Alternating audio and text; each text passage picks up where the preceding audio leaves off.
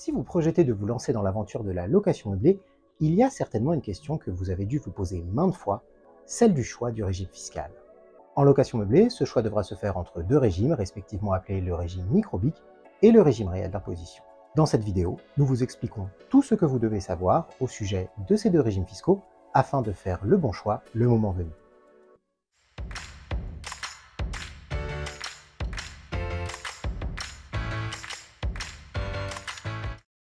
Commençons par deux éléments importants pour la compréhension de ce qui va suivre. Le premier est que l'imposition en location meublée fonctionne différemment qu'en location vide.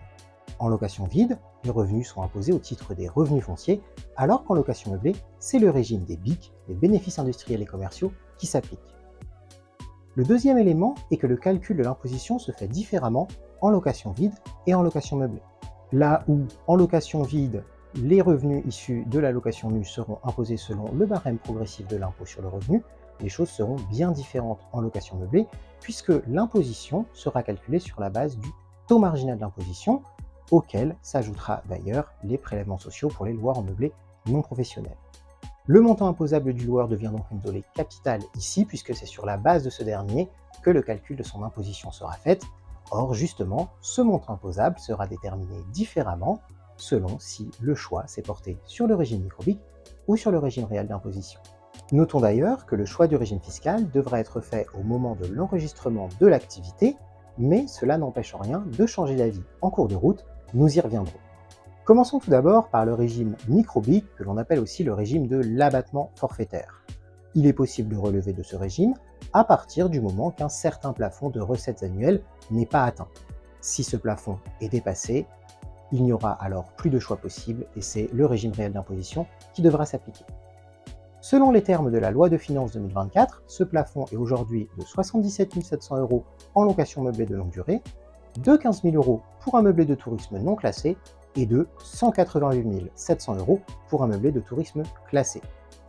Attention, dans le cas où plusieurs activités de location meublée sont exercées en parallèle, il faudra bien veiller à deux éléments.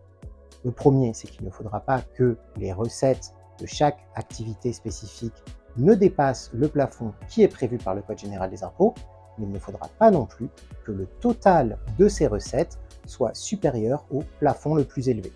Bien évidemment, si vous détenez plusieurs biens mis en location selon des modes de location différents, vous devrez porter une attention particulière à remplir les montants correspondants dans les bonnes cases de votre déclaration de revenus.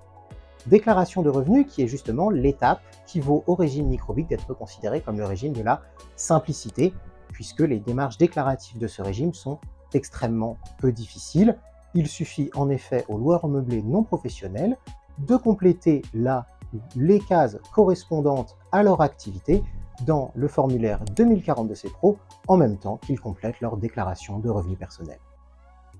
Une fois déclaré, votre montant de recettes annuel va faire l'objet d'un abattement qui sera calculé directement par l'administration fiscale. Le montant de cet abattement va dépendre de l'activité de location meublée qui est pratiquée. Aujourd'hui, selon les termes de la loi de finances 2024, cet abattement est de 50% pour les locations meublées de longue durée, de 30% pour la location sur la courte durée d'un meublé de tourisme non classé et de 71% pour la location sur la courte durée d'un meublé de tourisme classé, avec la possibilité de bénéficier d'un abattement de 21% supplémentaire sous certaines conditions spécifiques. Une fois cet abattement déduit, le calcul de votre imposition se fera sur le montant imposable restant, auquel sera appliqué votre taux marginal d'imposition, ainsi que les prélèvements sociaux ou, dans certaines situations spécifiques, les cotisations sociales. Pour illustrer notre propos, prenons l'exemple d'un propriétaire qui perçoit 15 000 € de recettes locatives charges comprises par an en louant son bien sur la longue durée. Imaginons qu'il ait un taux marginal d'imposition de 30%. En prenant en compte les prélèvements sociaux à 17,2%, notre propriétaire devra donc payer chaque année 3 540 € d'impôts, ce qui n'est pas négligeable. En résumé, un plafond de recettes à respecter, un taux d'abattement fixe, des démarches déclaratives extrêmement simples, le régime micro-BIC a effectivement de nombreux atouts à faire valoir en termes de simplicité. Mais attention, cette facilité cache un inconvénient de taille, justement parce que le régime micro-BIC, malgré des abattements qui peuvent parfois être conséquents, assure aux loueurs de payer des impôts chaque année sur ces recettes de location meublée, ce qui n'est justement pas toujours le cas lorsque l'on relève de l'autre régime en location meublée, à savoir le régime réel d'imposition. La première chose à savoir sur le régime réel en location meublée est que tout loueur peut demander à en bénéficier, et ce, quel que soit son montant de recettes annuelles.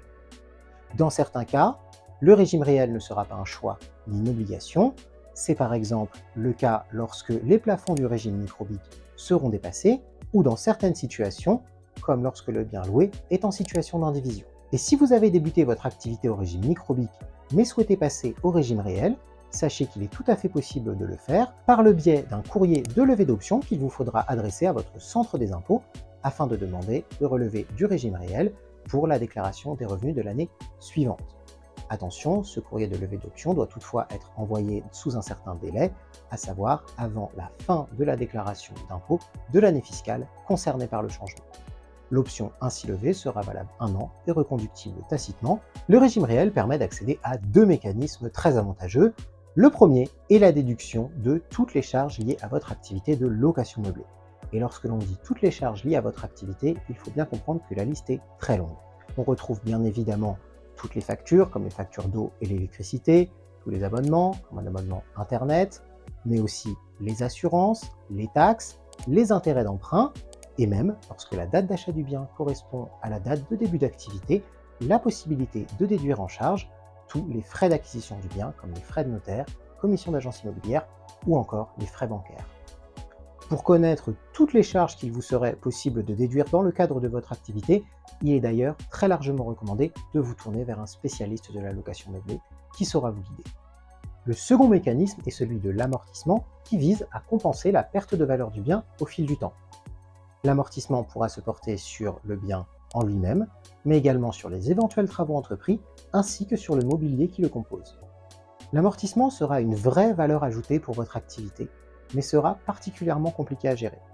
L'amortissement de votre bien en lui-même, qui se calculera hors part-terrain sur une trentaine d'années, sera lui-même divisé en différents composants, comme l'étanchéité, la toiture ou les installations électriques, ayant chacun une durée d'amortissement spécifique.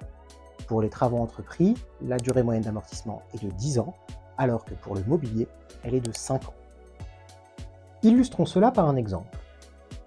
Prenons l'exemple d'un appartement d'une trentaine de mètres carrés, acheté 250 000 € et loué sur la longue durée pour un loyer de 1 250 € par mois, charges comprises. Pour l'achat de cet appartement, vous avez supporté des frais d'acquisition de 18 500 €, tandis que les charges annuelles s'élèvent à 4 000 €. Vous avez également investi dans du mobilier et de l'équipement pour un total de 3 500 €. Au régime microbique, vos recettes annuelles s'élèvent à 15 000 €, mais vous bénéficiez d'un abattement forfaitaire de 50%.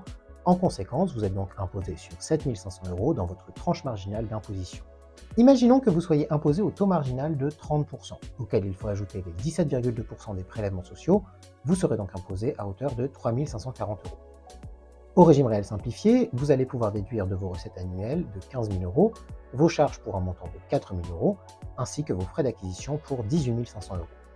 Vous avez donc d'ores et déjà un résultat imposable égal à 0. Mais vous allez également pouvoir pratiquer des amortissements, évalués ici à 7 360 €. Or, votre résultat imposable est déjà à 0. Que va-t-il donc advenir du reste? Eh bien, il s'agit là du principal avantage du régime réel, qui vous permet de reporter les sommes non déduites sur les bénéfices des années futures, jusqu'à 10 ans plus tard pour le déficit généré par les charges, et indéfiniment pour l'amortissement, vous assurant ainsi de ne pas payer d'impôts pendant plusieurs années sur vos loyers de location meublée. Le régime réel sera donc très avantageux par rapport au régime microbique, mais comportera effectivement certaines contraintes déclaratives. On retrouve donc l'opposition classique entre le régime microbique, plus simple mais moins avantageux fiscalement, et le régime réel, plus exigeant en termes de déclaration, mais plus avantageux fiscalement. Vous aurez ainsi différentes obligations, comme celle de tenir une comptabilité détaillée, d'établir des tableaux d'amortissement et d'immobilisation, de réaliser un bilan comptable, un compte de résultats, ainsi qu'un fichier d'écriture comptable ou FEC. Vous aurez également l'obligation de télétransmettre à l'administration fiscale une liasse fiscale composée des déclarations 2031 et 2033. Ces obligations, qui sont certes plus conséquentes, sont en réalité à relativiser puisque de très nombreuses solutions d'accompagnement existent afin de les rendre bien plus simples à gérer pour les loueurs en meublé.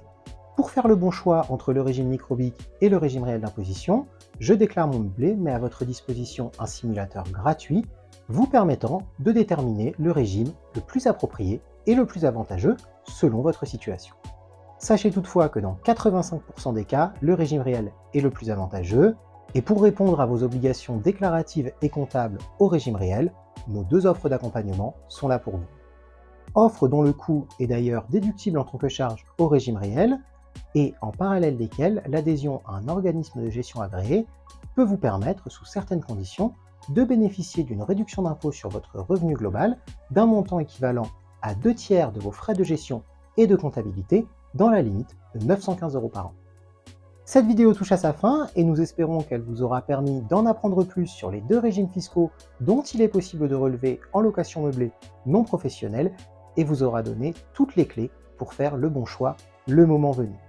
Si vous souhaitez en apprendre plus sur les régimes fiscaux ou plus largement tout l'univers de la location meublée professionnelle et non professionnelle, vous pouvez prendre contact avec nous, vous rendre sur notre site internet, nous suivre sur les réseaux sociaux ou encore écouter nos podcasts.